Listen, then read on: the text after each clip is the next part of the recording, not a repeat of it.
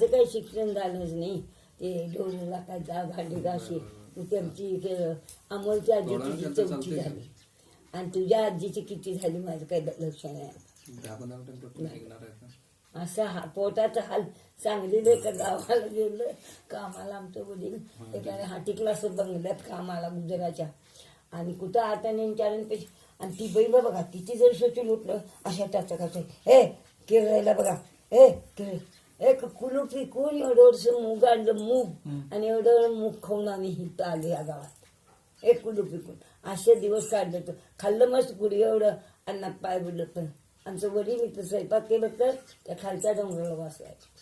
हे सबंध हरिजनवाडा लग्न आचार्य कोण आमच्या वडील नुसतं चुली करायच्या स्वयंपाक करायचं खरं खायचं नाही. एक बिडी बंडल एक खोबऱ्याचं भक्का घरला घेऊन यायचं. मग त्यांनी काय करणार लगीन झालं 1-2 दिवसानं वाळलं धान्य कुठं शिरा कुठं खपली गव्हाचं खीर असू दे किंवा सवळं कधी एवढं खावा आणून द्यायचं. असं काढल्याने आता निम्मत जनावरांच्या पोटात चालले पहिलं. आणि आई आमच्या सुईन होत्या गावात 1 नंबर.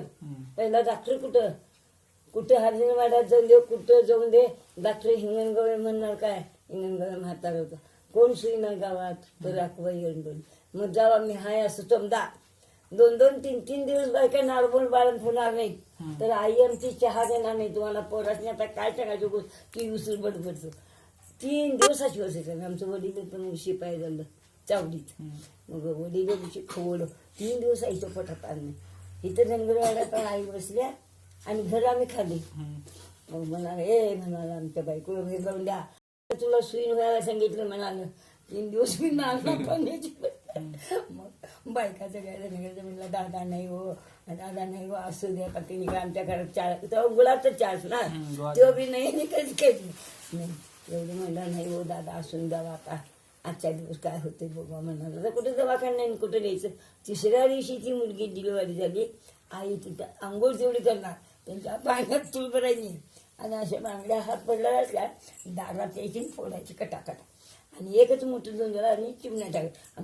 मग त्या लोकांनी काय करायचं घराकडे जाडी आणायची काढून जोंधळा आणून द्यायचं. कोणाची ताकद असली तर साडी आणून द्यायची. पुन्हा जाणार नाही पुन्हाचं तर 1-2 दिवस तेवढं पाणी घालायला जाणार नाहीतर नाही. असं आम्ही दिवस काढले मी आता सांगून कोणाला फायदाच होता. आणि तुमच्या आजी मात्र सगळ्यात लाडकी त्यावेळेला आमचं चांगलं होतं का होय.